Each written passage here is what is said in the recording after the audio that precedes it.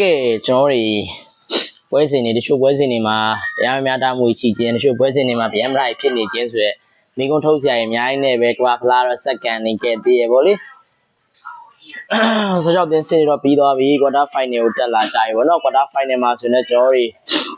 ဘောနော်တကယ်ကောင်းတဲ့တင်းတွေတွေ့နေတော့မယ်ဒါပေမဲ့ကျွန်တော်ရဲ့မန်ချက်စတာနဲ့ကစားသမားတွေတော်များတော့ထွက်လာခဲ့ရပေါ့လေကျွန်တော်ပြင်သစ်နဲ့မော်ရိုကိုတွေ့ထားတဲ့မော်ရိုကိုမှာဗဇရာဝေးကျွန်တော်တို့ရှိနေသေးတယ်ပေါ့နော်စပိန်နဲ့ဘယ်ဂျီယမ်မှာဆန်နယ်လမန်လေးရှိနေသေးတယ်နော်ဝေးနဲ့အင်္ဂလန်မှာကျွန်တော်ကိုမိန်နူးတို့ပါလို့ရှိနေသေးရပေါ့လေ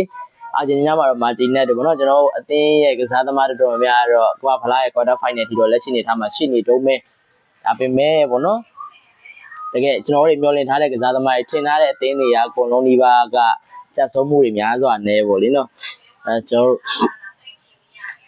ဒီတော့ဆက်ကြောင်တင်ဆင်းလောက်မှာပဲတစ်ချက်ကြည့်ကြအောင်နော်ကျွန်တော်ပါရာဂွေးနဲ့ပြင်သစ်ဆိုလဲ 1C ဆိုအနေထားမျိုးမှာကျွန်တော်တို့ပါရာဂွေးနေတကယ်ကောင်းကောင်းမွန်နေဆန်းတော့နိုင်ခဲ့ဆိုပေမဲ့ပြင်သစ်ရဲ့ 1C ဆိုအနေထားမျိုးနဲ့ပေးလိုက်ရတယ်ပေါ့ဗျာပြီးရင်တော့ကျွန်တော်ကနေဒါနဲ့မော်ရိုကိုဒါကတော့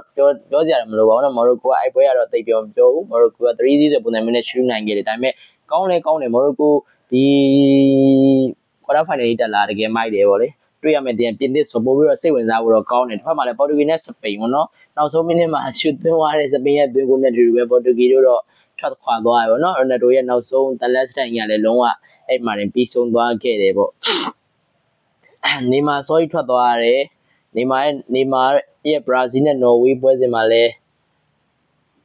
နော်ဝေးရပေါ့နော်1-2ဆိုနေထားမှလည်းနိုင်ရလောက်ကိုဖော်ဆောင်သွားပြီးတော့မှနိုင်ရရှိခဲ့တဲ့ပြင် USA နဲ့ပဲချီရမယ်ဂျီက 4-1 ဆိုပုံနဲ့မျိုးတော့နိုင်သွားနော်ဆရာကြီးပဲပေါ့လေပြီးရင်တော့ကျွန်တော်မက်ကစီနဲ့အင်္ဂလန်ကလည်းမက်ကလီဖီလက်တင်ထွက်နေတဲ့အင်္ဂလန်တင်းက 2-3 ဆိုပုံစံမျိုးနဲ့ကျွန်တော်တို့ကွာတာဖိုင်နယ်ကိုအနိုင်ရလက်နဲ့တက်သွားနိုင်ခဲ့ပေါ့လေဆွစ်ဇာလန်နဲ့ကိုလံဘီယာရဲ့စီစီတီရလက်မှာပဲကျွန်တော်တို့ဆွစ်ဇာလန်တင်းနဲ့ပင်နယ်ဒီမှာဆုံးဖြတ်မှာနိုင်ရရှိပြီးတော့မှတက်သွားရပေါ့ဗျာ16ကွာတာဖိုင်နယ်ကိုအာဂျင်တီးနားနဲ့အီဂျစ်ကတော့ညတော့ခံခဲ့တယ်လုံးဝ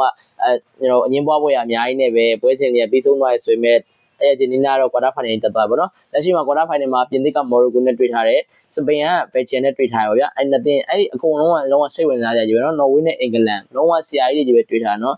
အာဂျင်တီးနားနဲ့ဆွစ်ဇာလန်ဆိုပုံစံမျိုးဒါနည်းနည်းသိပြောတော့မပြောလို့ပေါ့နော်ထပ်မှထပ်တွေ့ရမယ့်အသင်းဆိုတော့နည်းနည်းစိတ်ဝင်စားဖို့ကောင်းတယ်ပေါ့ပြင်သစ်နဲ့မော်ရိုကိုတော့ကျွန်တော်မြင်ပါတယ်ပြင်သစ်ပဲတက်သွားမလားပေါ့နော်စပိန်နဲ့ပဲချီရင်တော့စပိန်တက်ဖို့များပါတယ်ကျွန်တော်ပြောနေဆောက်တလွဲကြီးပဲပြောရပါတော့နော်ဝေးနဲ့အင်္ဂလန်တော့ထုံးစံတိုင်းကျွန်တော်အင်္ဂလန်ပေါ့လေအာဂျင်တီးနားနဲ့ဆွစ်ဇာလန်တော့ထုံးစံတိုင်းပဲဒါကတော့ထုံးစံပေါ့နော်အာဂျင်တီးနားပဲတက်ဖို့များရယ်ဆိုတော့ကျွန်တော်တို့စီးဖိုင်နယ်မှာတော့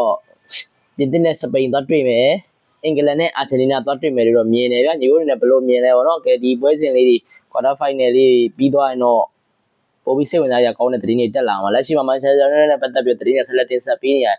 ဖို့အတွက်ခိုင်မာတဲ့အကြောင်းပြချက်တွေမရှိသေးရမလို့တင်းတော့လောက်နေပေါ့နော်ကျေးဇူးအများကြီးတင်ပါတယ်ကဲဖိုင်နယ်မှာ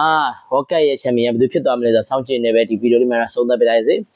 ကျေးဇူးများတင်ပါတယ်ကျွန်တော် United Speaker ဆိုတဲ့ channel လေးကိုလည်း subscribe လုပ်သွားပြီးကြအောင်နောက်ပြီးဂျာစီလေးတွေဝယ်နေဆိုရင်တော့ TikTok မှာသွားပြီးမှ Player Star ဆိုပြီးမှရှာကြည့်ပြီးတော့မှကျွန်တော်ဂျာစီဆိုင်လေးမှာလာပြီးမှဝယ်လို့ရပါတယ် online သိတဲ့မဲ့လို့ပါတယ်ခင်ဗျပြီးရင်တော့ကျွန်တော်ဒီ United Speaker ရဲ့ channel လေးကို subscribe လုပ်သွားပြီးတော့ပြင်ပါတယ်ကျေးဇူးများတင်ပါတယ်ခင်ဗျ